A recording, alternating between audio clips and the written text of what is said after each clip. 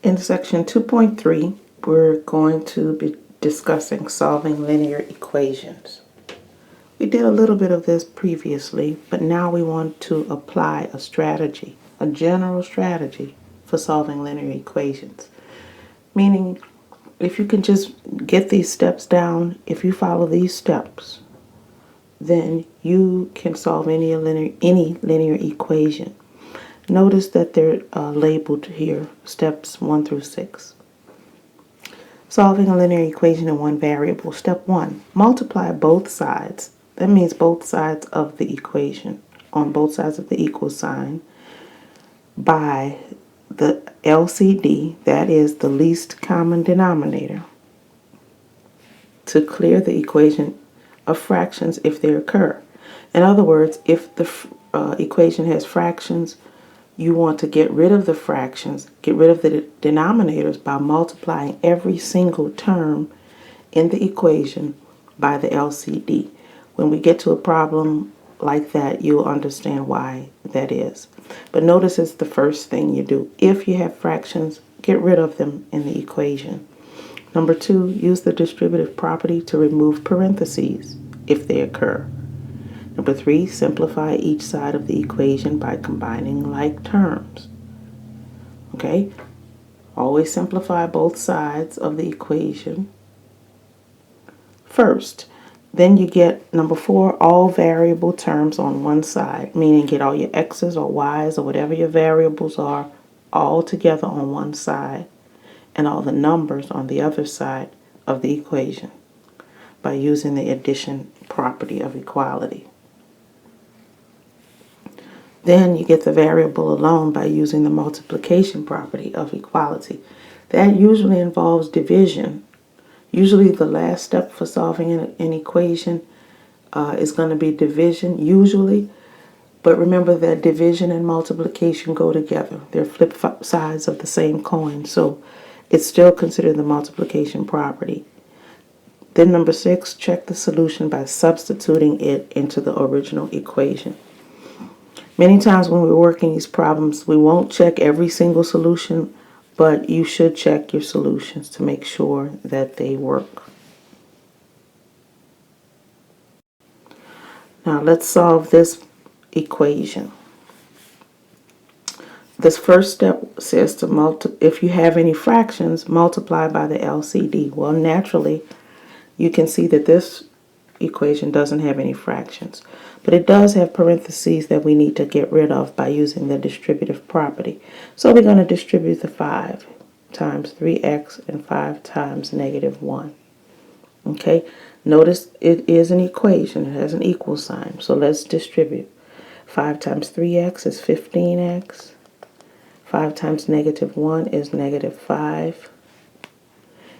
Then the 2 is not multiplied by 5. The 2 is not inside the parentheses, so all we do is bring the 2 down and we write the other side just as it is. Now we have to simplify each side by combining like terms. This is very important that you recognize that you have two terms that are like over here that you have to combine before you can move on. So on the left side, we are left with 15x minus 5 plus 2 is minus 3.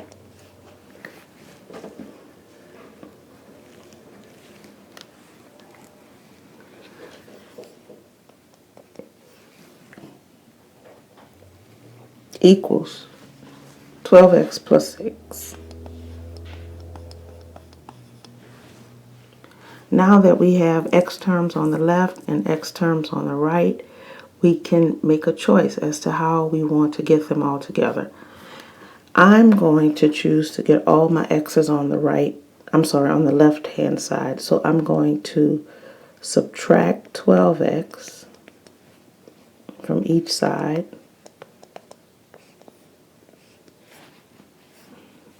Okay, you could have chosen to take another step first. In fact, I encourage you to do it a different way to see what your answer is, but you should come out with the same thing that I get in the final answer. So on the right hand side, the 12x minus 12x cancel. We're left with 6. On the left, we have 15x minus 12x. That's 3x minus 3. We're getting there slowly but surely. Now, we want to isolate the x. What's the next thing we have to do to get rid of any numbers or terms that are attached to the x? Well, we need to get rid of that negative 3. We want to remove that. Okay? We want to remove the negative 3 by what? What process can we use to remove a negative 3? Since the 3 was subtracted in the first place, we need to do the opposite, which is add 3 to each side. Always remember, whatever you do to one side, you have to do to the other. So the 3's will cancel, so we have 3x equals 6 plus 3 is 9. Now, what operation is being performed on the x? Multiplication is. So we need to use division, which is the opposite or the inverse operation.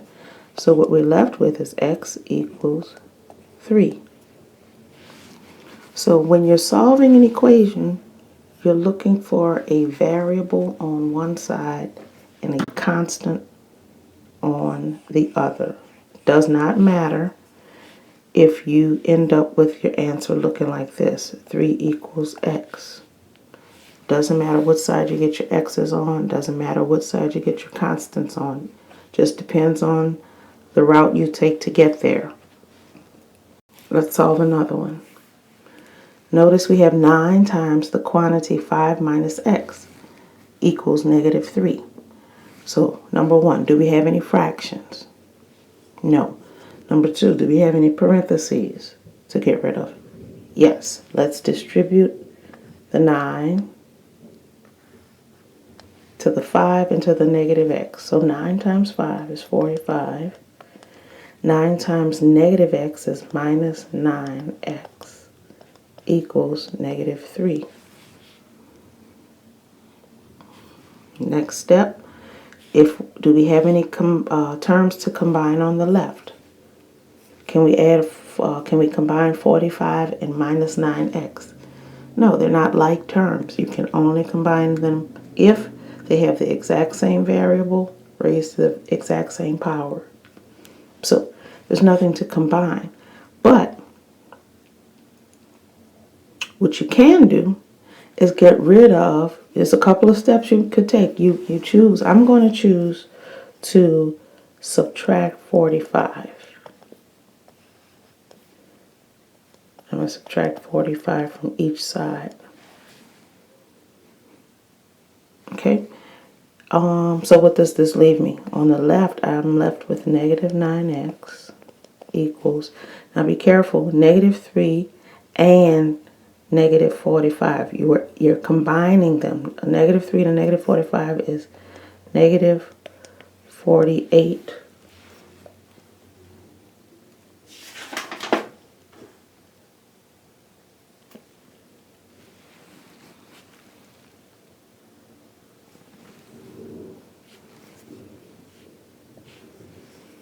So what do we have on the left side? What do we have to do to get the x by itself? What operation is being performed on the x? Well, it's multiplication, and it's being multiplied by negative 9, so we have to divide by negative 9 on each side. So we have x equals, well, a negative 48 divided by a negative 9. Well, let's see. It becomes positive, but both of this can be reduced. 48 over 9 can be reduced. Let's see. 3 goes into 48 16 times, and 3 goes into 9 3 times. So x in this case is 16 over 3. But let me show you, you could have done it a totally different way. Let's see if we have 9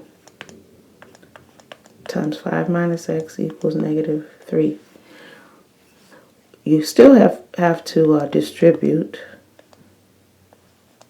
first.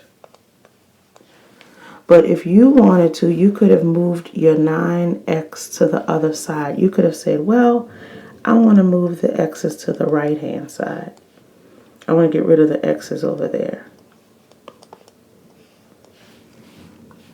And what happens on the left now is you have 45 and nothing else.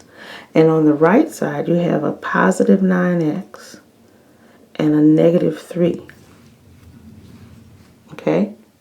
Now you can isolate your x by adding 3 to this side, adding 3 to this side, and the 3's were going to cancel on the right side now, which leaves you what? 9x. And on this side, 48. One more step. So 9 is multiplied by x. So to get rid of that 9, we have to divide by 9.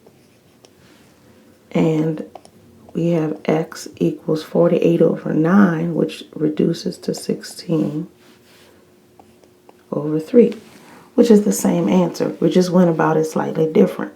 So I just showed you that so you can understand that there are many times different ways of getting to the right answer. Now, here's an example of an equation that contains fractions. The first step in solving an equation. If your equation contains fractions, find every fraction in the equation and identify the LCD, or the least common denominator, for all those fractions. So this particular equation only has 2 fractions, and their denominator is the same. They both have a denominator of 2. So what you have to do is take a 2, which is the LCD, and multiply it. Let me change colors.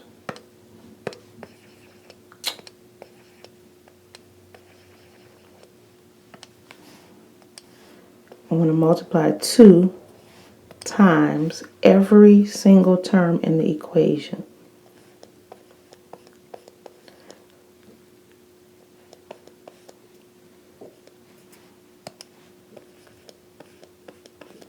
Oh, I want to keep the 1. I want to keep the 1 positive. Okay, so 2 times 5/2 x, 2 times that equals 2 times 3/2 x minus 2 times 4. Notice I multiplied every single term in the equation by the 2. And you have to do that no matter what you do. Whatever you do to one term in the equation, you have to do all the others, because that's the only way it maintains balance. So what happens when you do that, when you multiply 2 times 5/2 x, right? What happens is the 2's cancel. They go to 1. They become 1's. And what you're left with is 5x. Then you just multiply 2 times 1. So you have minus 2 equals. Now, when you multiply 2 times 3x, 3/2 x, the 2's cancel again. And so you are left with, this becomes a 1 and this is a 1. Let me go ahead and put my 1's. You are left with 3x minus 2 times 4 is 8. Now, just that quickly, we got rid of all the fractions. So now you don't even have any fractions anymore in the equation.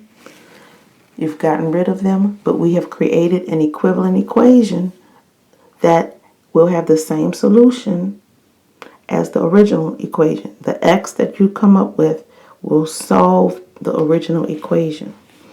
So let's complete this solution by choosing what we want to do. I want to get my x's on the left hand side. I just want to do that. You could put yours on the right. But I'm going to subtract 3x from each side. I hope you understand why we're doing that. I'm subtracting 3x because I have made up in my mind, I want my x's on the left-hand side. If you made up in your mind that you wanted your x's on the right, then you would be subtracting 5x from each side. You would be following a different path. Okay, so 5x minus 3x is 2x. Then I bring down the minus 2 equals now 3x minus 3x is 0, so that leaves us a negative 8.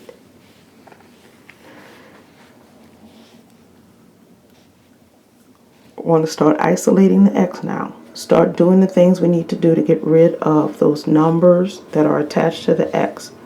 Always do the addition and subtraction first. So let's add 2. Think about it. Why are we adding 2?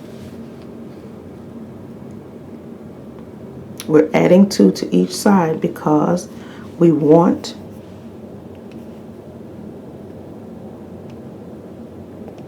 to get rid of that negative 2. We want to move that away from the x term. Okay? And the only way to get rid of a negative 2 is to add 2. So once we do that, the 2's cancel and we have left 2x equals negative 8 plus 2 is negative 8 plus 2 is negative 6. Then to get the x by itself, finally, what operation is being performed on x? Multiplication. So we have to divide by 2. Okay, and so ultimately the 2's cancel, so we are left with the answer x equals negative 6 over 2 simplifies to negative 3. Now, to check your answer,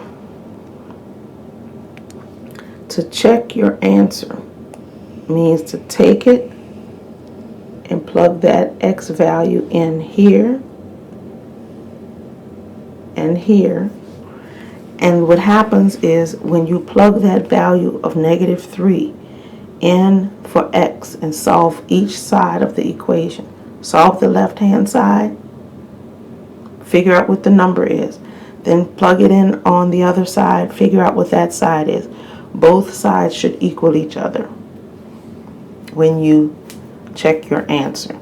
If you plug it in and it does not equal, the left side does not equal the right side, then you did something wrong. Okay? So, let's move it right along. This one has fractions. So we want to get rid of the fractions. How? How do we get rid of the fractions?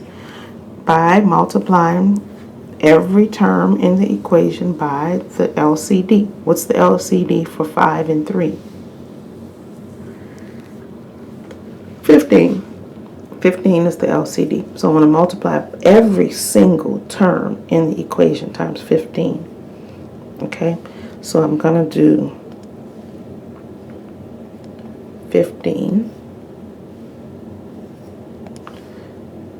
times x over 5 minus 15 times 7 equals 15 times x over 3 minus 15 times 5. So 15 is going to be multiplied by every single term. Okay, so watch what happens.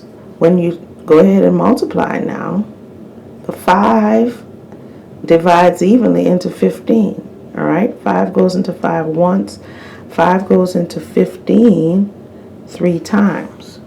Now all you do is multiply 3 times x, and so you get 3x.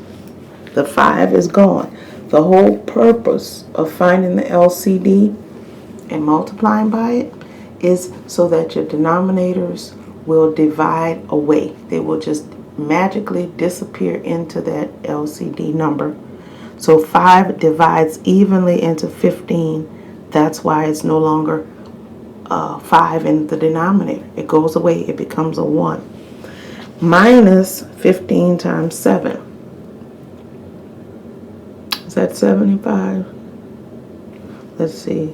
95, huh? 7 times 15, I don't know, 7 times 5 is 35, 7, 105. Okay, so 15 times 7 is 105 equals, now what happens, you tell me what happens when we multiply 15 times x over 3.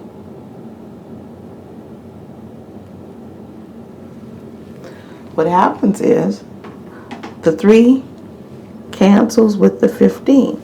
3 goes into 3 one time.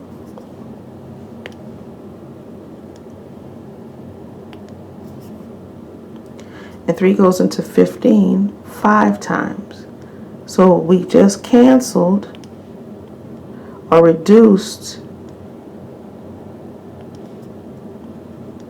Now we have to actually multiply 5 times x, so that gives us 5x minus, and 15 times 5 is 75.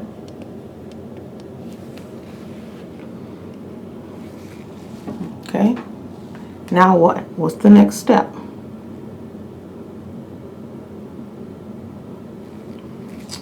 We don't have any terms that can be combined on the left nor on the right, so we have to choose where we want our x's to be.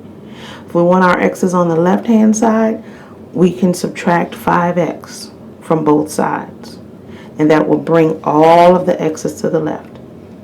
If we want to get our x's on the right hand side, we can subtract 3x. Let's subtract 3x so we can get our x's on the right. I'm just making that decision. You could have made another decision. That's my decision. Let's see. What happens on the left? 3x and 3x cancel. So we have negative 105 equals, it was 5x minus 3x, 2x minus 75. We're almost there. Now, we have a number by itself on the left side, 105, negative 105 on the left. What do? We want to get all the numbers on one side and all the variables on one side. Well, let's get all the numbers to the left. Since I need to get rid of this 75 right here, negative 75, let's just move it by adding 75 to both sides. Okay, now the right hand side is 2x now. The 75's cancel. So we have 105, negative 105, negative 105 plus 75 is negative 30.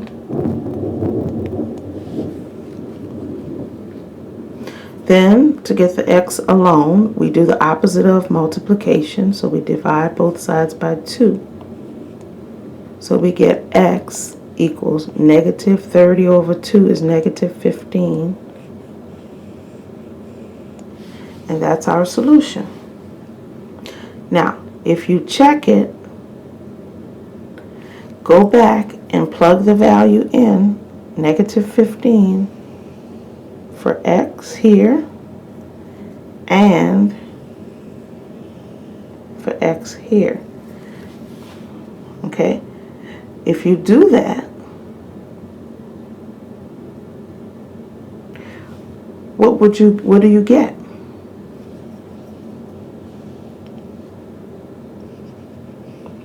Let's see. Plug it in and let's see what you get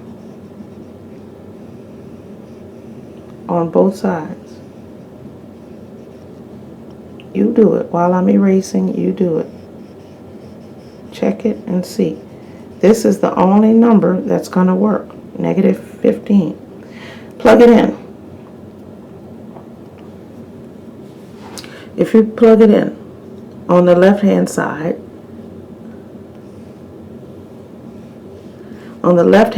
you get x over 5 minus 7. So that's negative 15 over 5 minus 7. What does that equal? Well, negative 15 over 5 is negative 3 minus 7, which gives you a total of negative 10.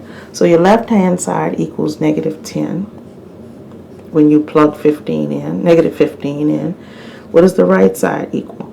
Well, if we have x over 3, that's negative 15 over 3 minus 5. That is equal to negative 5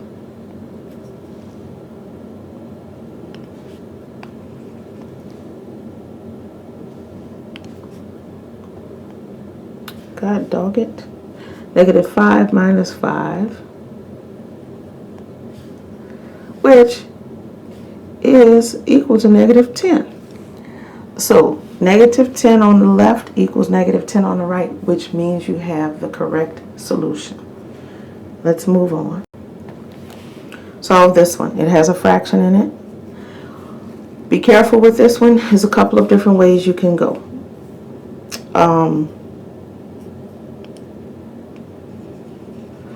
Look at it. It says 3 times the quantity x over x minus 2 all over 5 equals 3x plus 6. Well,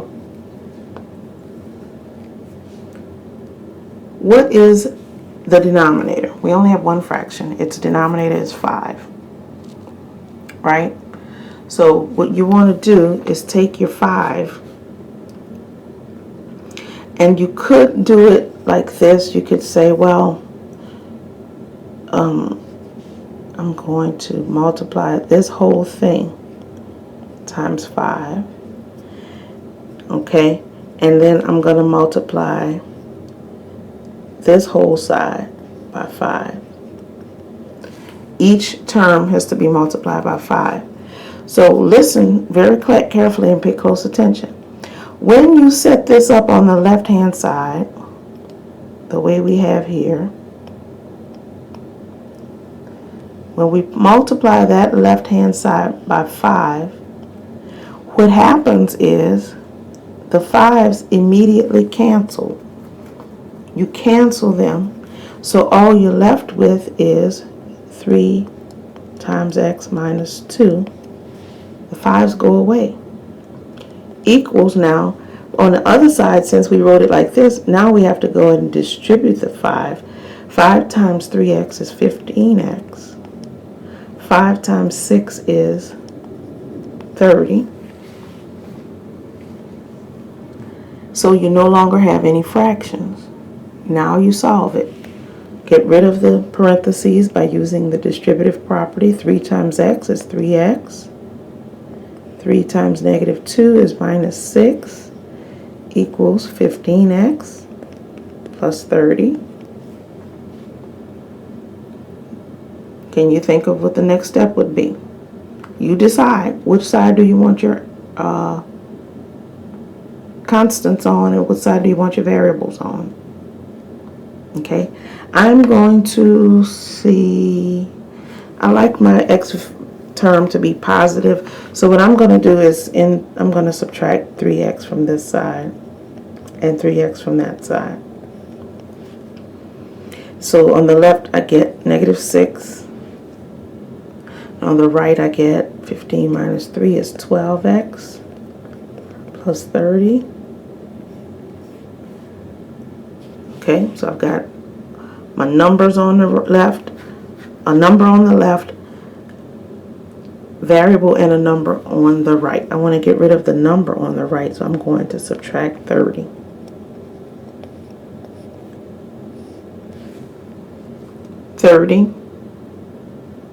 Minus 30 is 0, so on the right hand side all we have left is 12x.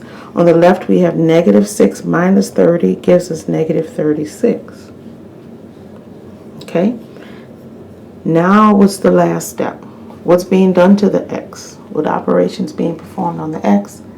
That is multiplication, so we need to divide by 12 on both sides.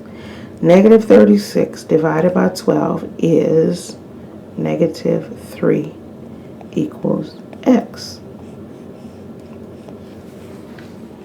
Okay? If you want to go back and plug it in to check it in the original equation, what was the original equation? Original equation says 3 times x minus 2 over 5 equals 3x plus 6. Let's plug in the value of x that we get down in our answer, which is negative 3. Let's plug it in. 3 times negative 3 minus 2 over 5 equals 3 times negative 3 plus 6. I'm just checking my answer. Checking the answer.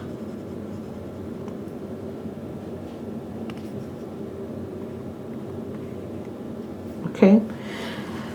Let's simplify it to see what we get. Inside the parentheses, we have negative 3 minus 2. So that gives us 3 times negative 5 over 5 equals 3 times negative 3 over the right side is negative 9 plus 6. All right. So when we simplify the left-hand side, we get negative 15 over 5 equals negative 3 on the right. But negative 15 over 5 is negative 3. It simplifies to negative 3. And negative 3 equals negative 3. That's a true statement. Therefore, our value that we found of negative 3 is the correct solution.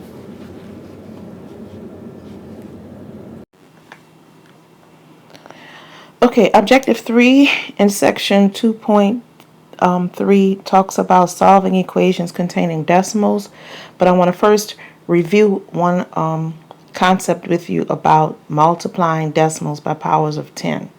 The cool thing about decimals is that decimals represent powers of 10. They are numbers that can all be represented as power of 10.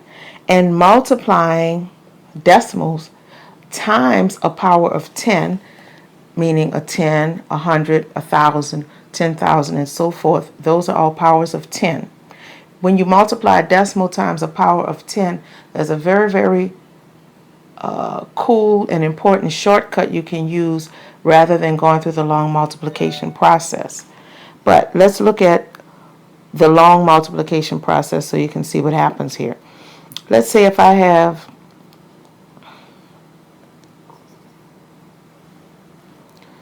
0.5 times 10. Remember how to multiply long multiplication with decimals. Well, we have 0 times 5 is 0. 0 times 0 is 0. Then we scoot over 1 and we multiply 1 times 5 is 5 and 1 times 0 is 0. So we get 0, 5, 0. But because there's a decimal, one decimal place in this first number and no decimal places in the second number, we have to move our decimal back one space or one place.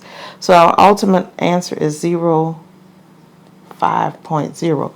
But we don't write a leading 0. We don't write that 0 there. So it's just 5. 5.0 or 5. But notice what happens.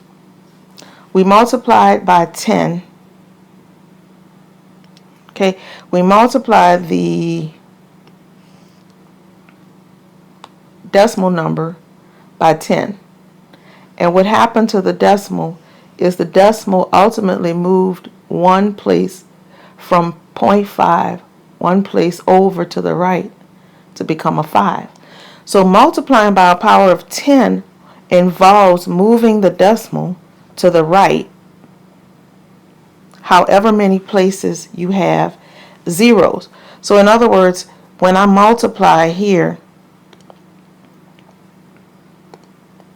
0.5 times 10, 10 has 1 0, so I move the decimal in 0.5, one place to the right to get my answer. So I get 5. What about if I multiply 0.03 times 10? Well, the decimal is going to be moved one place to the right because 10 has 1 0. We'll move the decimal one place to the right and you get 0.3. Do you see what happens there? When we have 0.25 and multiply by 10, we have 1 0, so we move the decimal one place to the right. So that becomes 2.5.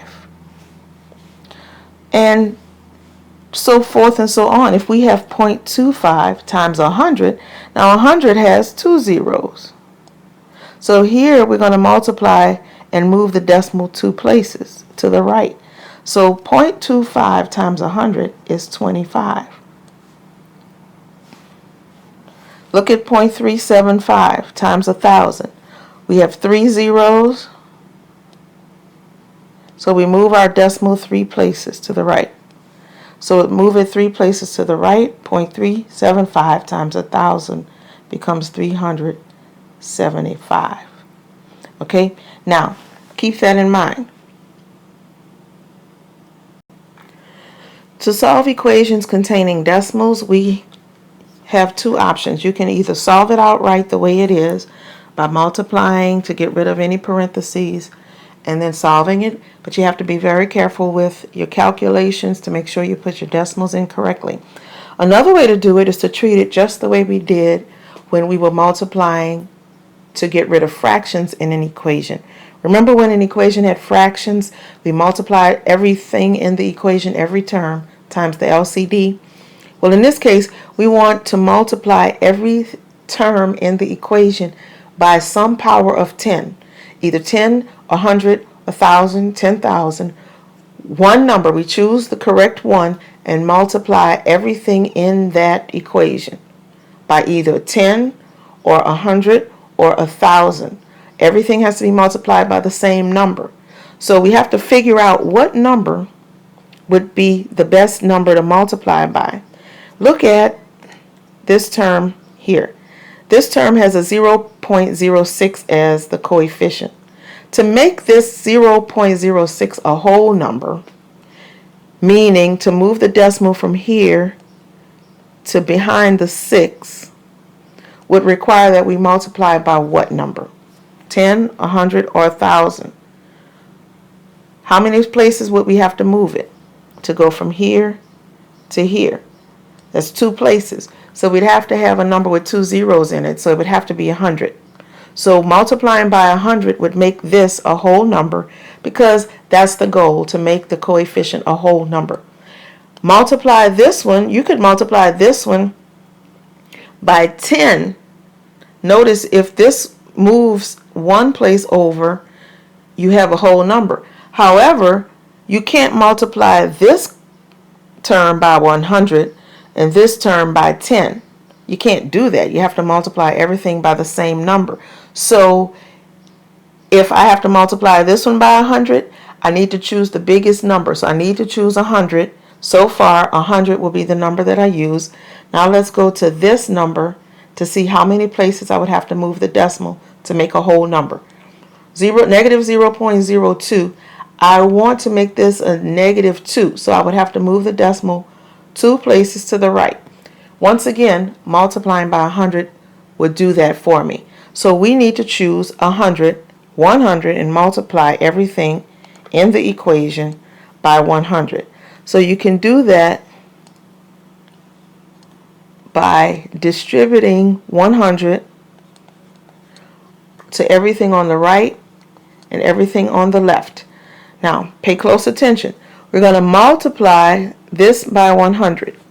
That's easy because multiplying by 100 just moves the decimal place. So we get 6x.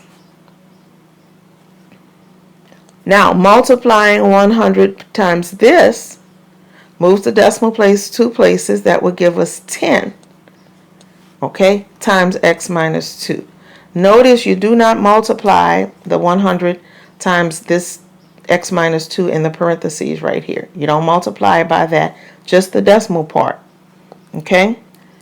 Now, on the right side, we're going to distribute the 100, multiply it times negative 0.02. That gives us negative 2 times 8. Now just that one step has cleared the whole equation, has cleared it of all the decimals, and now it's a simple equation to solve. Now let's go for it. We have 6x minus 10x, because now we're distributing the 10, negative 10. Then we have negative 10 times negative 2, that's a positive 20, equals negative 16. Okay, now we combine like terms on the left. If we have any, well, we have 6x minus 10x. That gives us negative 4x plus 20 equals negative 16. Now we want to isolate our variables on one side, isolate our constants on the other side, and simplify. So let's subtract 20 from each side.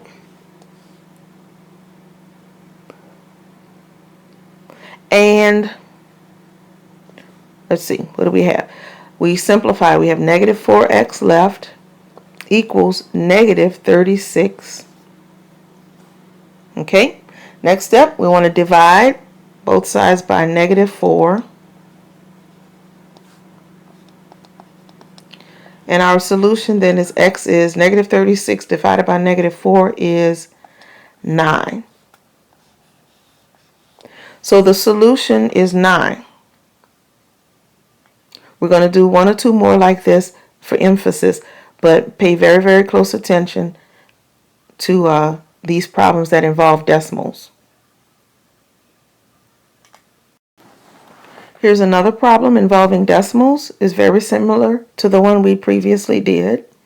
Look at your decimal numbers and see what number would have to be multiplied in order to make each coefficient a whole number. To make 0.35 a whole number, we'd have to multiply by 100. To make 0.09 a whole number, we'd have to multiply by 100. That would move it 2 places to the right and make it a 9. And to make this one a whole number, we'd have to multiply by 100. So 100 is the number we need to multiply everything by. Multiplying every term by 100, every decimal by 100. So let's go. 100 times 0.35 is 35x. We're distributing. Okay? Then we're going to distribute to the 0.09. 100 times 0.09 is 9 times x plus 4.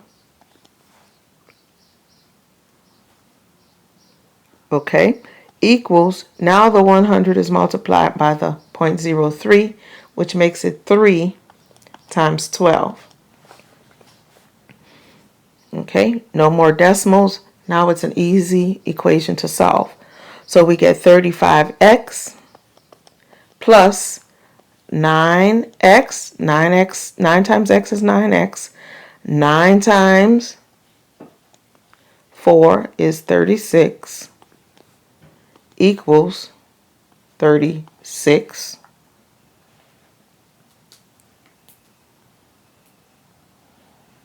Okay, now what terms can we combine? We can combine the x terms. 35x plus 9x. That's a 34x. Okay, plus 36 equals 36. Now what? We need to get all the constants on one side, so we need to subtract 36 from each side. Okay, now what happens on the left? We have 34x equals now, well, what's 36 minus 36? That's 0. Well, you're not finished because you still want to get x by itself.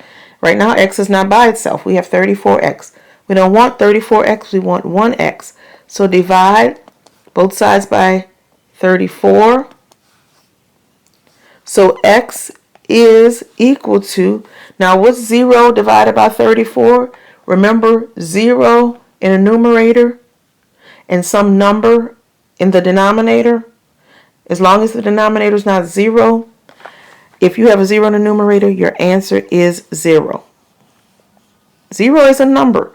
So don't be afraid when you get a solution of 0. Okay? When you go back in and check it in the original equation, and you plug in a 0 for x, you get the same number on the left-hand side as you do on the right-hand side, which makes it a true statement, which means you have the correct solution.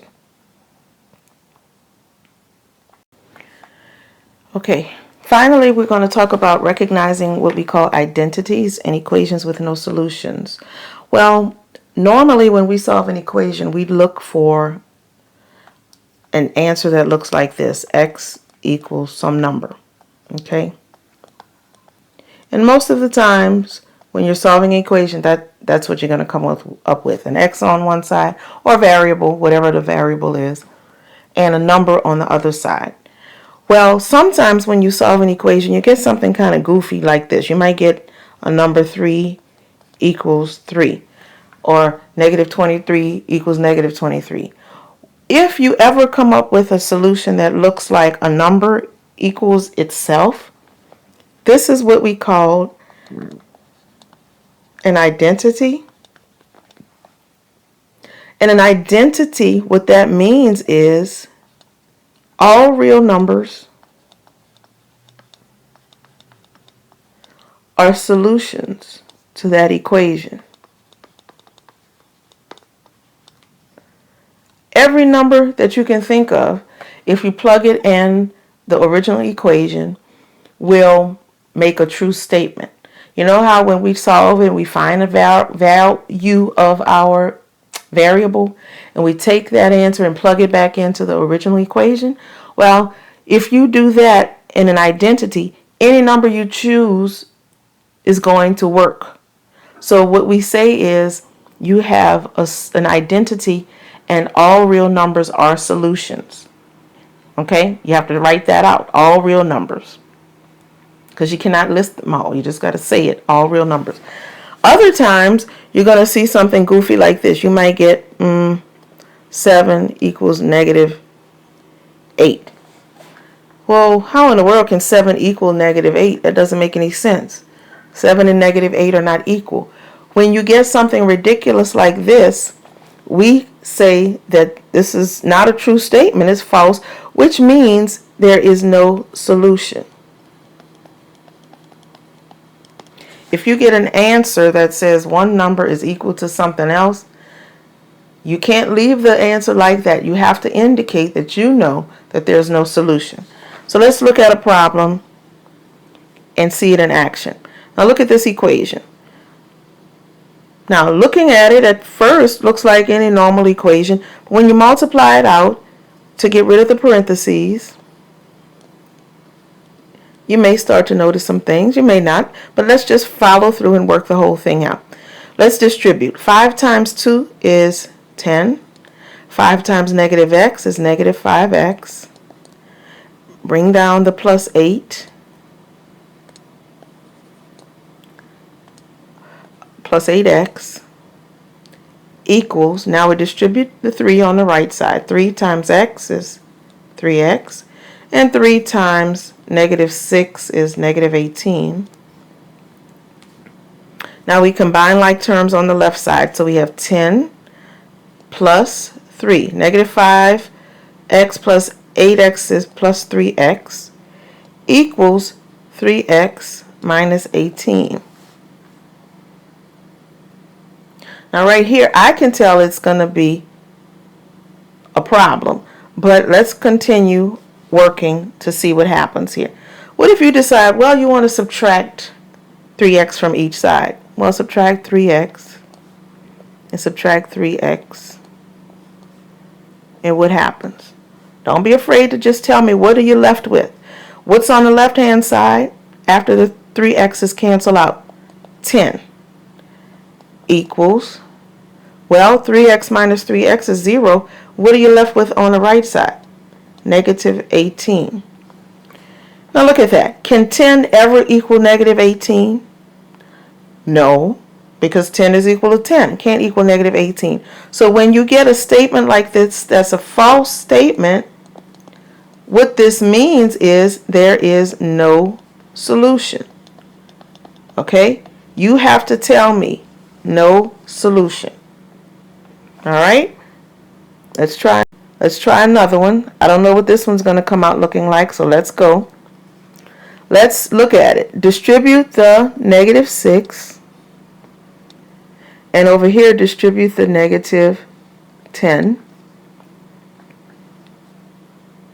Negative 6 times 2x is negative 12x. Negative 6 times 1 is negative 6. Minus 14 equals, now we're going to distribute the negative 10 to x, so that gives us negative 10x.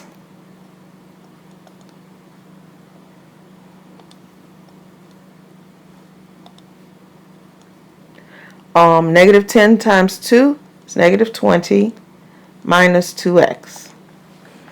Okay, on the left, let's combine what we can combine.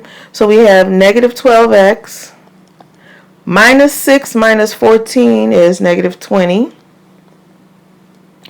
equals, now we have negative 10x minus 2x. That's a negative 12x minus 20. Look at what we got. Negative 12x minus 20 equals negative 12x minus 20. Well, that's a true statement. We could stop right here and recognize that this is an identity. Do you hear it when you say it? Negative 12x minus 20 equals negative 12x minus 20. They're the same thing. So no matter what else you do, it's always going to be an identity. But let's just take it a step further. Let's say you want to get rid of the x's on both sides. What would you do? Add 12x to this side. Add 12x to that side. And what do you get? Negative 20 equals negative 20. Once you get a statement that says a number is equal to itself, that's called an identity, which means all real numbers are solutions. This is the answer. Okay? Look at this one. Let's work. We have 5x minus 5 on the right. I'm sorry, on the left. Equals. Let's distribute the 2. So we get 2x plus 2 plus 3x minus 7. Combine like terms on the right side. There's nothing to combine on the left. We have 2x plus 3x. That's a 5x. 2 minus 7 is negative 5. Look at it. 5x minus 5 on the left, 5x minus 5 on the right. Already you can tell this is an identity. You can stop at this point and say all real numbers are solutions. Okay, this is a true statement, which means all real numbers.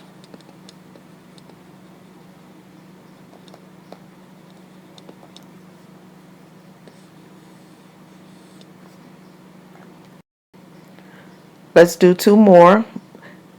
I don't know what these are. Let's just work them and see. Look at this one. This first one involves a fraction. Let's multiply by the LCD to get rid of the fraction. So multiply everything in the whole equation by the LCD, which is 4. Multiplying the first term on the left by 4 gives you x. Multiplying the second term by 4 gives you 4. 4 times x over 4 is x, because the 4's cancel. 4 times 1 is 4. Then on the right side, the 4's cancel when you multiply, and you're left with x. Well, how in the world can x plus 4 equal x? If x plus 4, that's bigger than x. So you can't, it doesn't work. But if you want to, you can go ahead on and subtract x from each side. And what do you get? 4 on the left. What's x minus x? Anything minus itself is what? 0. So 4 equals 0? That's a false statement, which means what? There is no solution. There's no number that you can plug in, no real number that you can plug in and get to satisfy that original equation. Next, let's see. We have 3x minus 7 equals, now we have to distribute 3x over here. 3 on the right side. 3 times x is 3x. 3 times 1 is 3. Now how in the world can 3x minus 7 be the same as 3x plus 3? If you don't see it yet, let's go a little bit further. Let's subtract 3x. I'm just saying, no matter what you do, it's going to come out to be a number. Negative 7 equals 3, right? But can negative 7 equal 3? No, that's a false statement. So there is no solution. Now, if you need to, review the video that is offered by the author of the book and work the problems, homework problems that are assigned in section 2.3. And I'll see you in class. We'll work more problems.